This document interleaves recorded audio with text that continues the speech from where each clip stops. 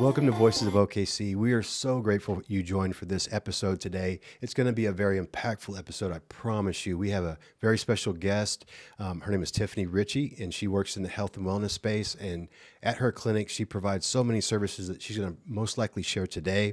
But more than anything else, she's going to share some insight with you that could probably help you move the needle in your health in the right direction. So without further ado, here is Tiffany Richey. So thank you so much, Tiffany, for being here. Thank you. I appreciate it. It's such an honor. Yeah, well, it's an honor to have you. I've just, Bo is a good friend of mine. We have a mutual friend in Bo who is our producer, and he just said so many amazing things about you and the impact that you've had on his family, specifically Amy and his wife Amy, and how that's helped her. And so I was just excited to hear more because I am very interested in the health space and how we can actually, improve our health with more natural options. So, yeah, I would just like to hear about number one, one thing that I love about Voices of OKC is that, I just get to talk to so many interesting people, and you definitely fall in that category. We've had a great conversation so far, but I want our audience to know more about you. So, Oklahoma, where were you raised? What was that like? The thumbnail sketch of what your childhood was like growing up, and then kind of go from there. I am from Edmond, Oklahoma. I'm born and raised here, and met my husband in the youth group at Edmond Church of Christ. Oh, cool. So we do have that. We have that Church of Christ. The Church of Christ in common. Yeah. Been married for almost 26 years, and we have 3 beautiful kids. One Marine. You talked about military earlier, and he's moving back. Going to be out, and then I started my career path when my youngest was actually in the womb. And he came surprisingly 8 weeks early, or my water broke 8 weeks early. And so, that intention, it was still there, like the desire to go into nursing. And part of the experience that I had, we lost some twins right before Jude was born, and had terrible experience with the hospital, the traditional systems. And then we got pregnant, of course, with Jude, and was on bed rest in the hospital since my water broke. And so I was really thought that I was destined to do obstetric nursing. But God had other paths for me, which I'm really glad for. Prayers are answered, maybe not in the way that we expect them to, but I'm so glad that they're not, because I don't think I would have done well in obstetrics. Looking at babies' heads coming out every day probably wouldn't have been a thing. But where it did lead me was down the ICU career path. Okay. So I was an ICU nurse for several years, and I did get to see the worst of the worst. I got to see people on their last days, and a lot of preventative illnesses. And as we talked before, I have a sister-in-law who was diagnosed with an autoimmune disease of a brain, very rare thing, and has also gone down the traditional path. And with the adjunctive therapies through functional medicine, which is what the type of medicine I provide, we can offer, holistic health and spiritual healing, dietary, exercise, sleep, stress, genetics. I mean, it's just so encompassing that everybody's not really aware of what the types of things that we offer. Yeah, so it's really interesting. I just had like an analogy that popped in my head, but it feels like, our bodies have different control knobs that we just don't access. We try to put a pill in to, fix those knobs where we could actually, if we would really understand our bodies, we could adjust a little bit. Absolutely. Diet, whatever the case may be, sleep.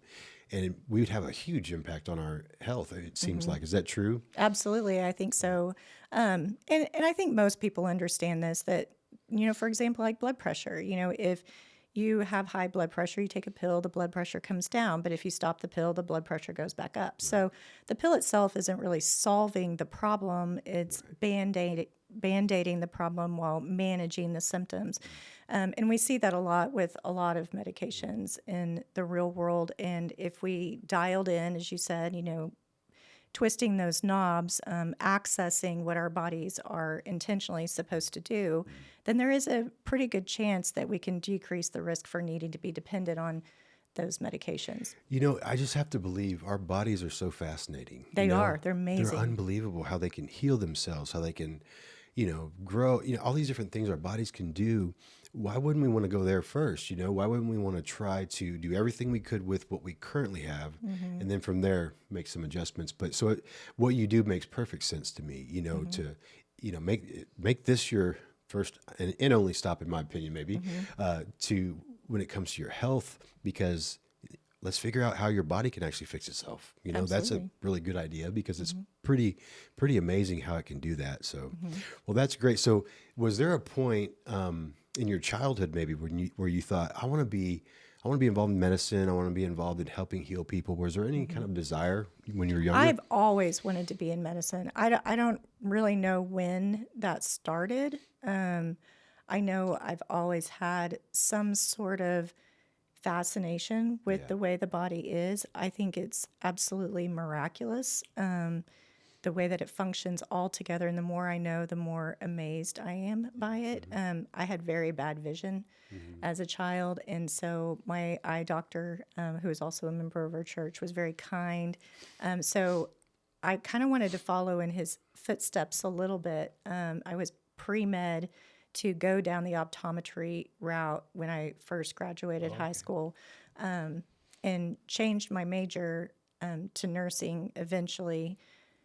And I'm not really sure where that switch happened.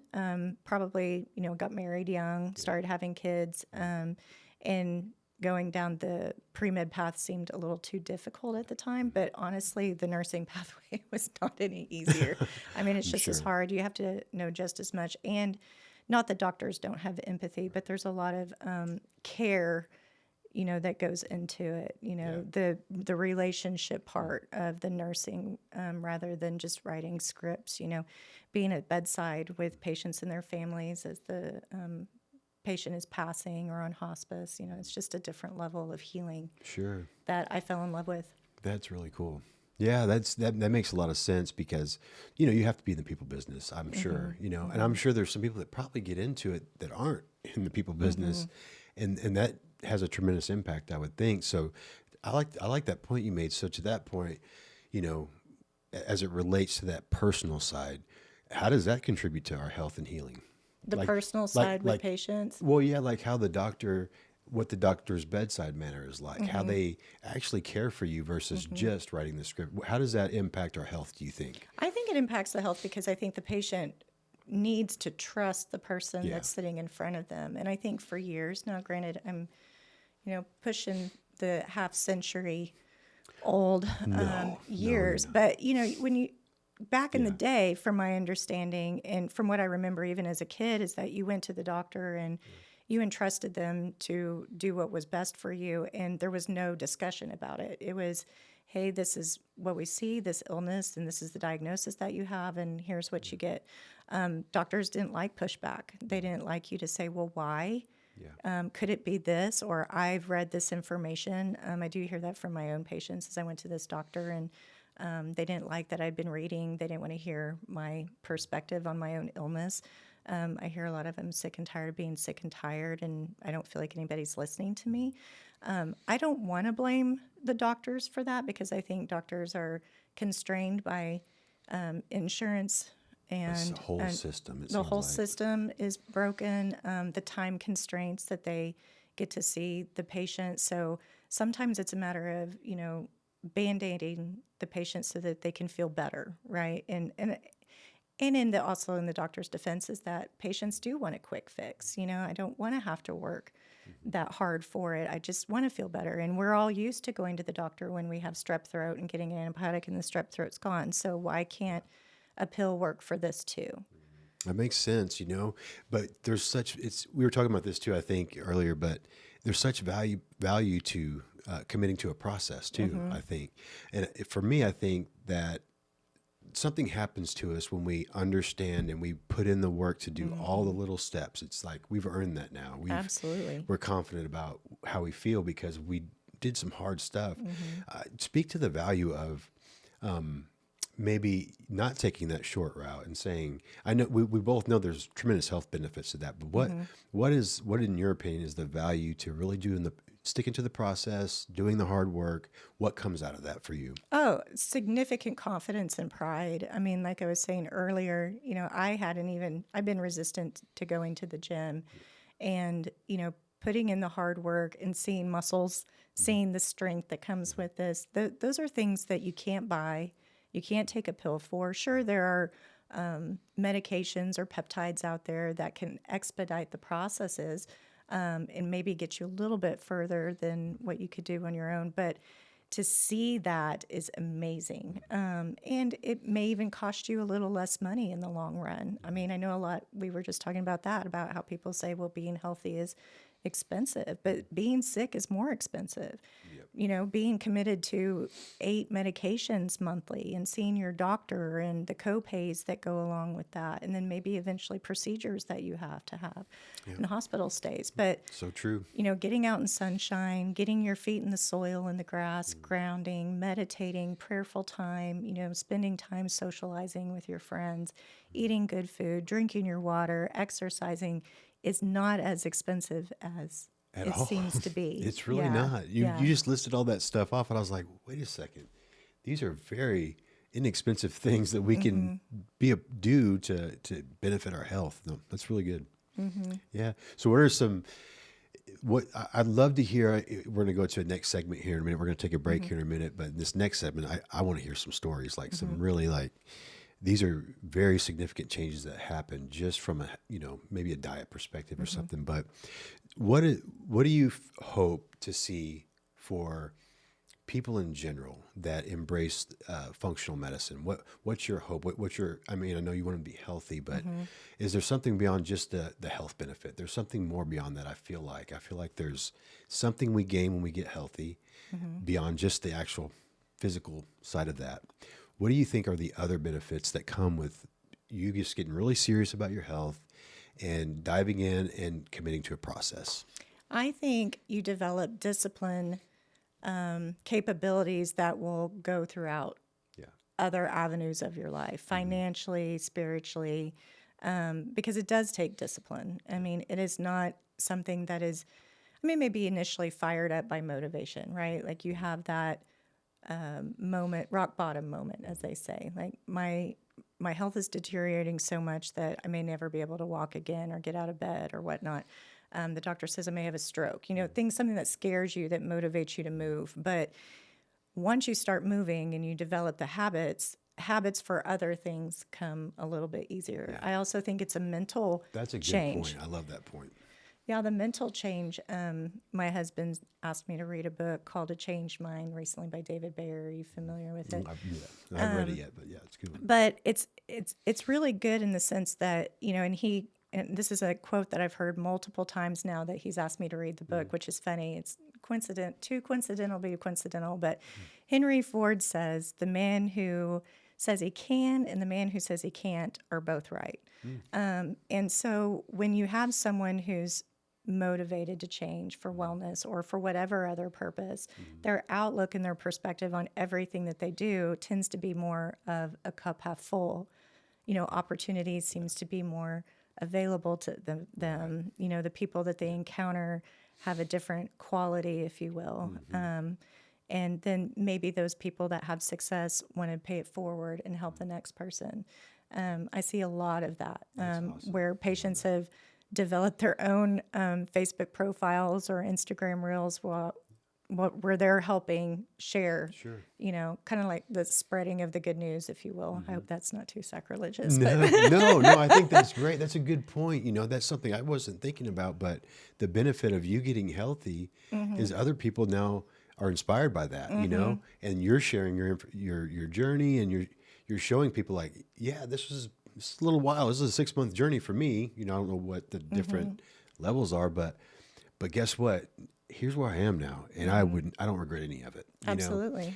And so if people can see that and hear that and see like, hey, there is a big payoff for you, and not only are you going to benefit, but man, your family could benefit, your community and the people around you could too. So that's a huge benefit to being healthy. It inspires other people to be healthy. That's really good. Well, if there is one situation that stood out to you in regard to like a case study, maybe with a patient? I know we're not going to talk about names or anything like that, obviously, but what was one of the one thing, like specifically with diet, because I feel like that's such an important thing. Diet, we kind of overlook that. You even mentioned that on the list of things that doctors are supposed to check first, diet's on the top of the list, but that typically gets looked over. We don't ask about the diet as much.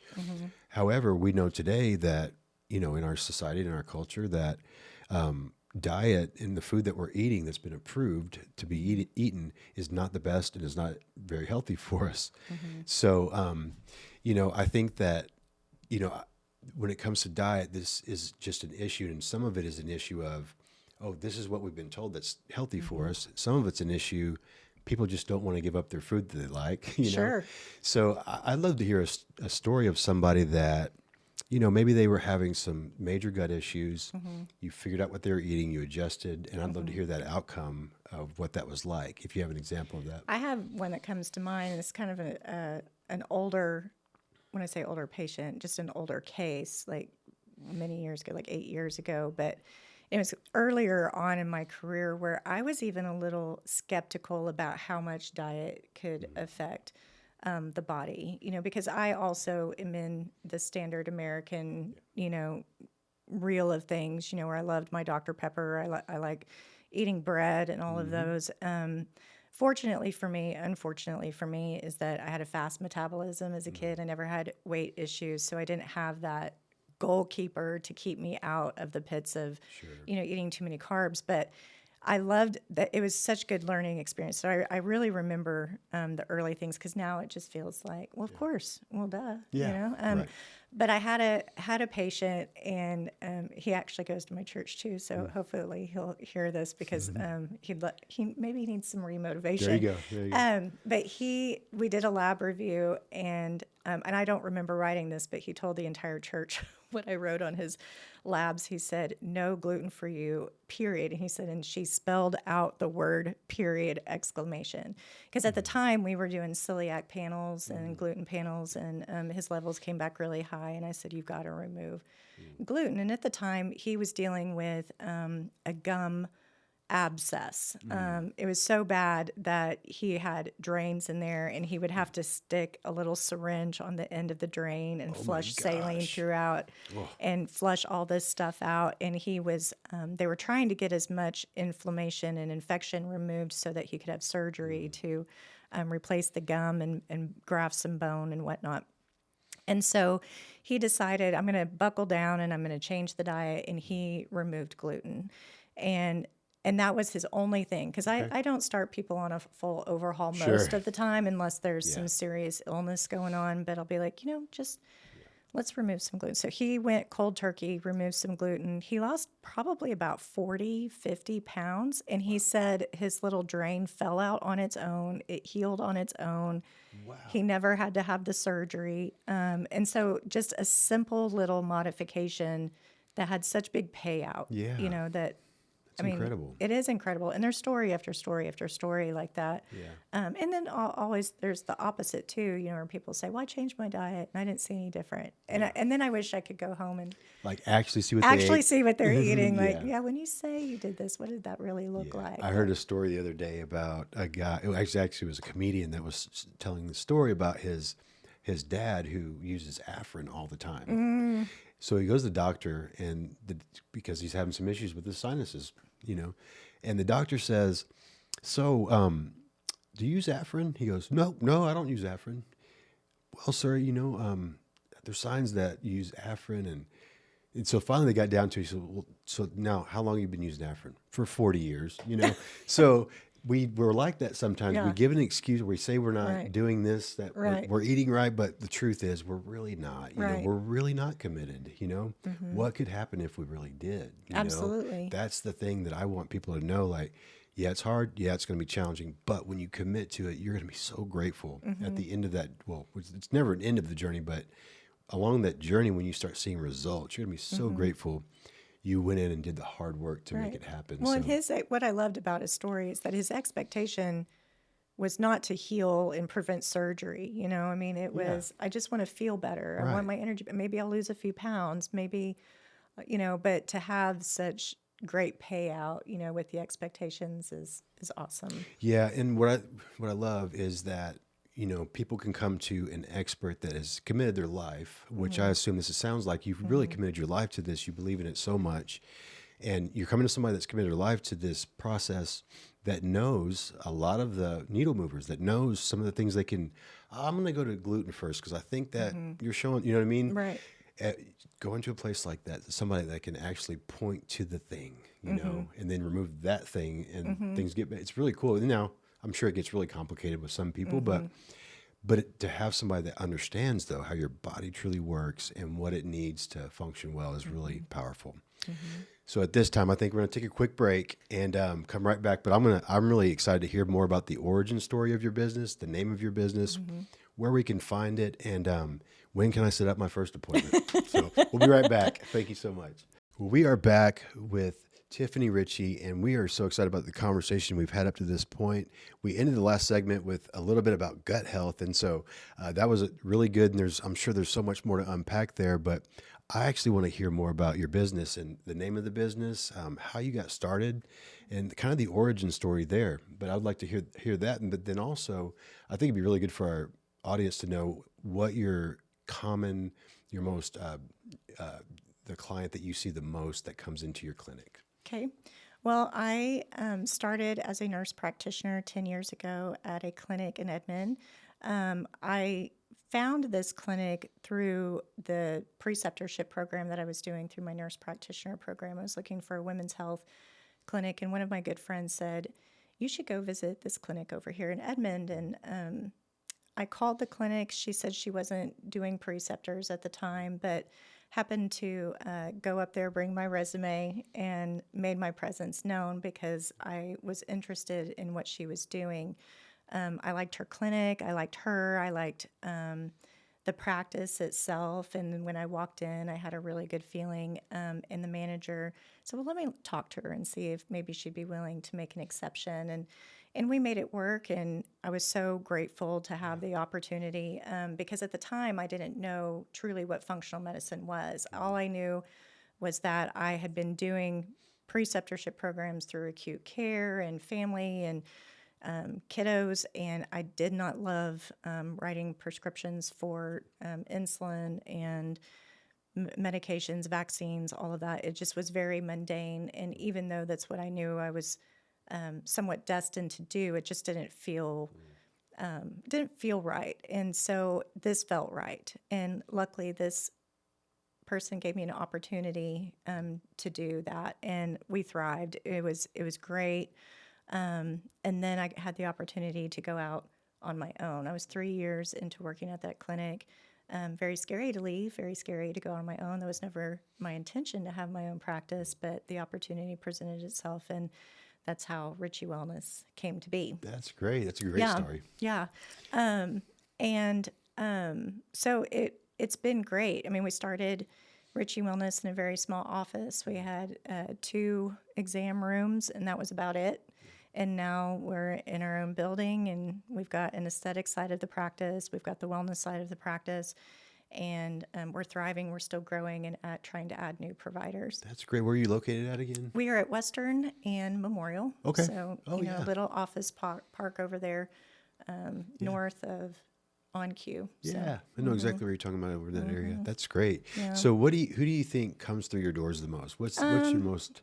I see a lot of different things, but I would say if you were to ask me the most common, it would be the patient who's sick and tired of being sick and tired.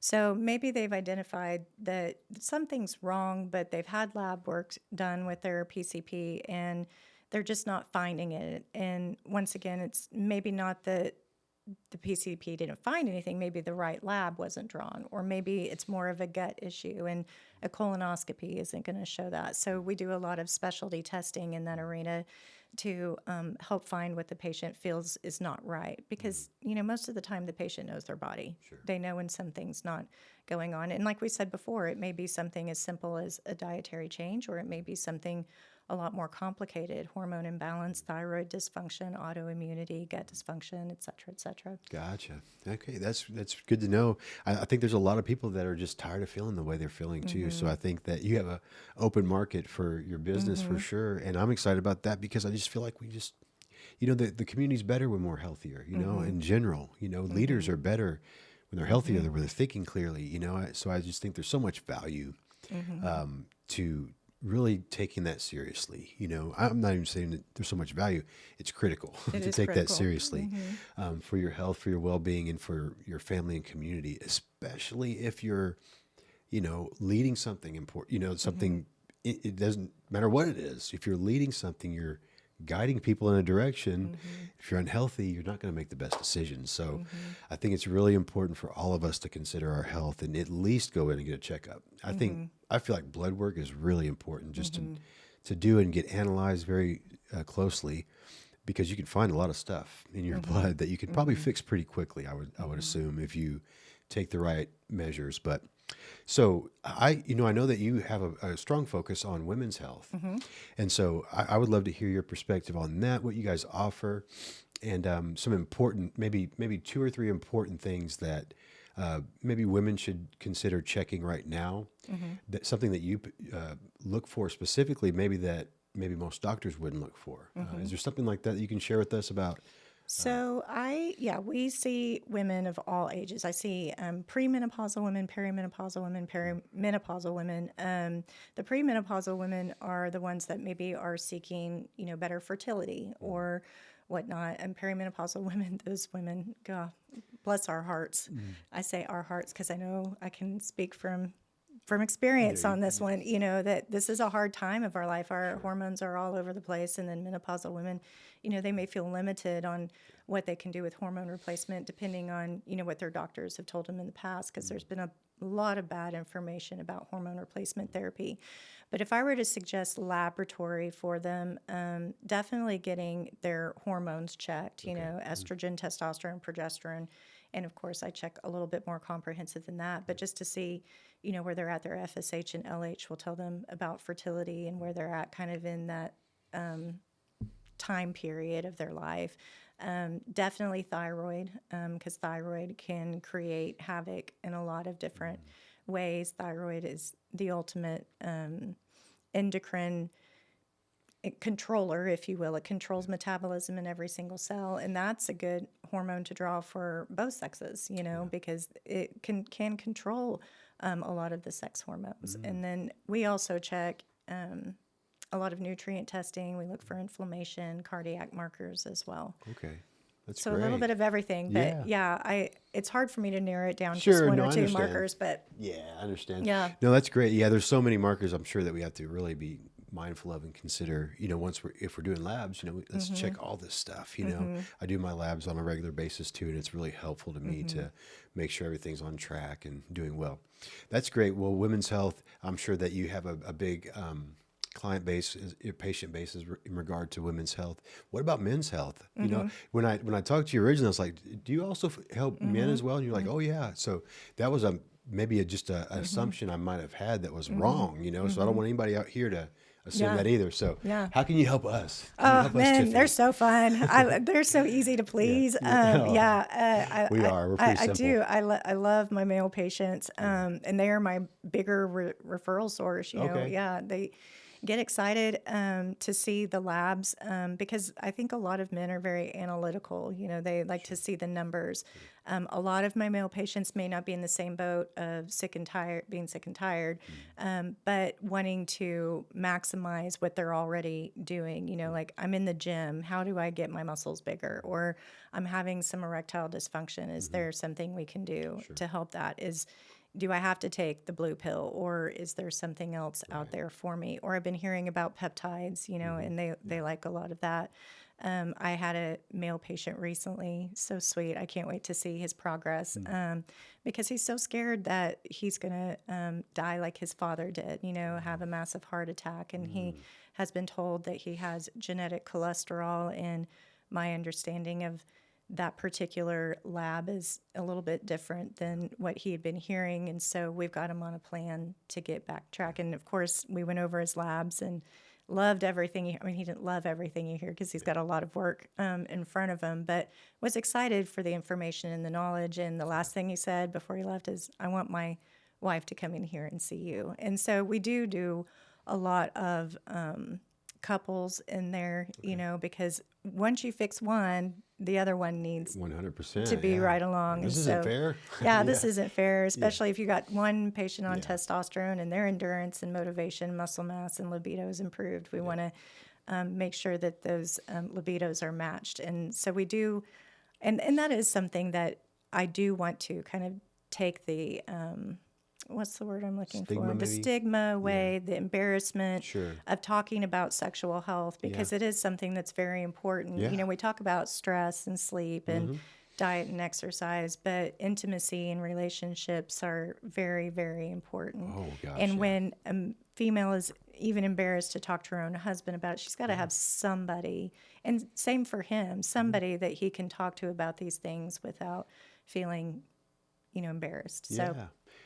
It's kind of a natural thing that happens in life, you know, and you just got to realize, you know, there's people that can help, but we have to be willing to get the help we need. And I love, you know, like just even having the conversations that you and Bo have had, you know, I just like, man, I can tell that you have a very approachable, you're very easy to talk to. It's very comfortable to be in your presence. So it's, as a doctor, that's really important when you're talking about stuff like that, because it is. People just don't want to go to the doctor and talk about that. And I understand why, but we have to, you know? So, we should. We really should. I mean, you're going with a problem, and usually there's some sort of solution. Sure. Maybe not the solution that we wanted, but we're going to get there one way or another. Yeah. And when you get to the doctor and there is some sort of solution that, you know, that just has to be so relieving, you know, like, okay, even if this doesn't work fully right now, at least we know we're moving towards a solution. So yeah, seeing the doctor is really important. For years, I never went to the doctor. I never took care of my health very well. I was always pretty healthy because I was always really active, but you know, now more than ever, I'm starting to realize how important that really is. And so I actually like it now because I know that I'm doing something to improve my life, not just for me, but also for my family, you know, and the people that count on me, you know. So that's really cool. So what about children? Do you work with children too? Not typically. There Okay. is great functional providers who do a lot of more pediatrics than I Okay. do. We've seen pediatrics, but usually I like to start with 12 or above, because part of it is I want them to be involved in their own health. I mean, that's where I really find my joy is being able to teach somebody, you know, how to take care of themselves. And when they're younger, that's more of a whole family involvement. And if I were to give a shout out, I would say Dr. Audra Fox is the one I would send those people to. That's awesome. Very cool. Okay. Yeah, that's good to know. Audra Fox, guys, Dr. Audra Fox. Because I've always wondered about that when it comes to functional medicine with young people and how that could, you know, getting them on that right track early would be really wise. You know, in my one thing that comes to mind when I think about, you know, young people, I was going to one of those little stores where you can get pre-prepped meals that are healthy and you can pay for, you know, Like the whatever. food prep. Well, we were talking to her and she's very big into health, but she said, you know, my son has never eaten like these certain things. They were ultra processed foods. And she said he tried one about, you know, a couple months ago and he just thought it was disgusting. So really it's how we get started and what we, you know, what our habits form around. You know, that makes a big difference because if you start your habits with healthy food, then that's what you enjoy and you feel great. You know, you don't want to go to the dark side, you know, to the other stuff. So I think, you know, that's really cool that that's out there as well in this, you know, specific area. So, well, I want to know also, so, you know, you do a lot of stuff, men, women, hormones, all kinds of stuff, the gamut of functional medicine. You cover it all. And it's amazing. I love that. So as it relates to, you know, the business and things like that, what is your ultimate hope? If you could put your ultimate hope into words as far as what you would want to see for your patients. I would love to see them feel empowered to take charge of their own decisions. My hope is that they would get the education that they need to make the decisions. Because like we were saying, is a lot of people don't know because, like you said, they were raised this way. I mean, I was raised on Dr. Pepper. I saw a picture just the other day of my little Tupperware tea set, and I was pouring, Dr. Pepper from 1989, So we're taught very bad habits in our youth, and we don't know any different. And so empowering them, educating them, hopefully gives them the opportunity to make better decisions for themselves in the future. Yeah, I think that's great. I think you're right. And I mean, I think that's the key with a lot of things. When people feel empowered to tackle something like that on themselves, like, obviously with the guidance of somebody professional like you, but when they feel empowered to do that, it adds a level of dignity, I think, it feels more dignifying to know that, hey, I did this myself, even when you relate that to taking a pill versus going through the process, and helping your body adjust as it can, that's, that there's a different feeling that comes with that, and so I really love that, that's your intention is to, and your hope and goal is to empower people to really just be healthy and take control of their life, There's nothing worse than feeling like you have no control over your weight or your health or the way you feel or what you're choosing to eat. And it does feel like that. It does feel like you're trapped. So I want to encourage people that are listening, if you feel that way, like you have an option, I feel like there's an incredible, person here, right, that offers a vast array of options for you to even just look at, to see if there's something that you can do to help change how you're feeling, so you have options. I want our audience to know that, and I want them to come to you. No, thank you. Richie Wellness, I want them to come to me too. because I do believe, and not just because you're on the podcast, but because from what I understand from my good friend Bo, and just hearing about the stories that have come out of your clinic, I'm fully confident knowing that somebody's going to benefit greatly from your services. So very excited that you came on the podcast today. Thank you for having me. Such a tremendous honor getting to know you. And what's your website for your it's richieWellness.com. Okay. Very easy. Go to richiewellness.com right now, guys. Schedule an appointment. Do a consultation. Hey, what can it hurt? Honestly, it can't hurt anything to just get a basic measure on where your health is. So, and Tiffany is your person. So thank you so much, Tiffany. Thank you. Have a wonderful day, and join us next week. We're going to have another amazing podcast episode. I'm just going to tell you, there's going to be a gorilla involved potentially at some point on this podcast. So I'm just going to throw that out there and leave it there for you. Thank you. Have a great week, and we'll see you again.